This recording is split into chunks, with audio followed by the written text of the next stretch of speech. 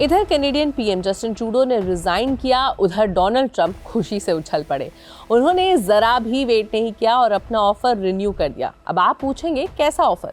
Donald Trump Canada को America का 51st state बनाना चाहते हैं, पर आखिर वो ऐसी इच्छा क्यों रखते हैं?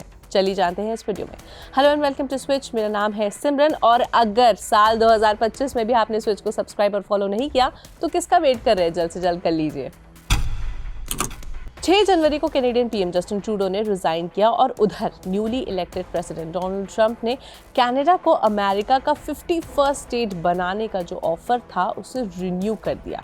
डोनाल्ड ट्रंप का जस्टिन ट्रूडो के साथ पहले टर्म यानी 2017 से 2021 के दौरान भी संबंध अच्छे नहीं रहे थे। ट्रंप ने कनाडा को यूएस का 51st स्टेट बनाने का आइडिया तब से रखना शुरू किया जब नवंबर 5 के चुनाव जीतने के बाद उनकी ट्रूडो से मार-अ-लागो में एक मीटिंग हुई।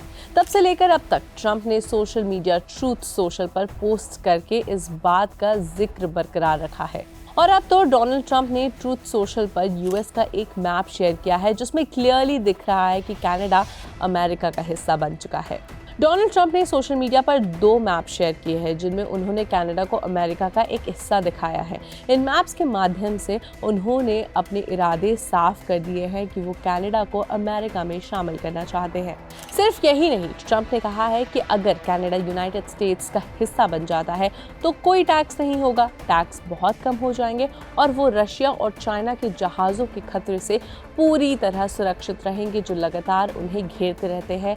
साथ मिलकर क्या महान देश बनेगा, ये उनका कहना है। ट्रंप ने ट्रूथ सोशल पर कहा है कि कनाडा के बहुत लोगों को 51st स्टेट बनने में खुशी होगी।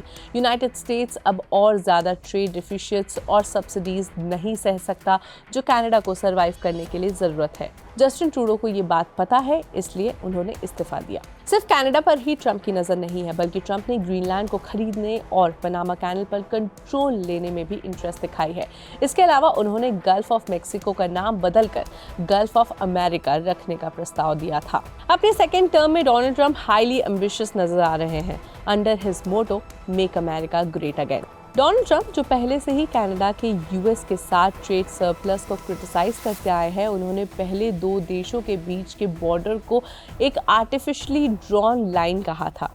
ट्रंप ने ये भी धमकी दी थी कि वो कैनेडियन इंपोर्ट्स पर 25% का टैरिफ लगा देंगे जो कि यूएस के लिए कनाडा के कुल गुड्स एंड सर्विसेज एक्सपोर्ट्स का 75% है।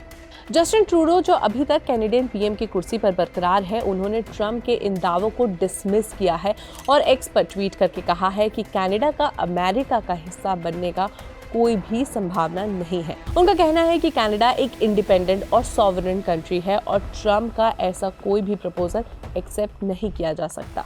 सिर्फ ट्रूडो ही नहीं बल्कि कनाडा के विपक्षी नेता पियर पोलिवर ने भी ट्रंप के प्रस्ताव की निंदा की है। उन्होंने कहा है कि कनाडा एक महान और स्वतंत्र देश है और अमेरिका का सबसे अच्छा दोस्त है, लेकिन ये प्रपोजल उनकी सॉवरेनिटी के खिलाफ है। कैनेडियन प्रधानमंत्री जस्टिन ट्रूडो ने 6 जनवरी 2025 को अपने इस्तीफे की घोषणा की। लिबरल पार्टी के एमपीज की नाराजगी और उनके लीडरशिप पर उठे सवालों के बीच उनका रेजिग्नेशन कहीं ना कहीं तय था।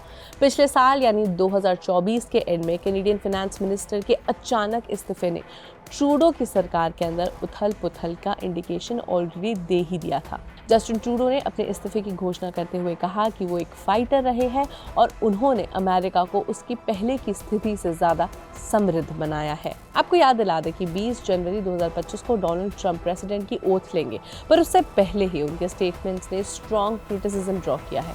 पर क्या लगता है आपको, शपथ लेने के बाद क्या ट्रंप अपनी इन इच्छाओं को रियलिटी में बदल पाएंगे? अपनी राय हमें कमेंट्स में ज़रूर बताएं और देखते रहें स्विच।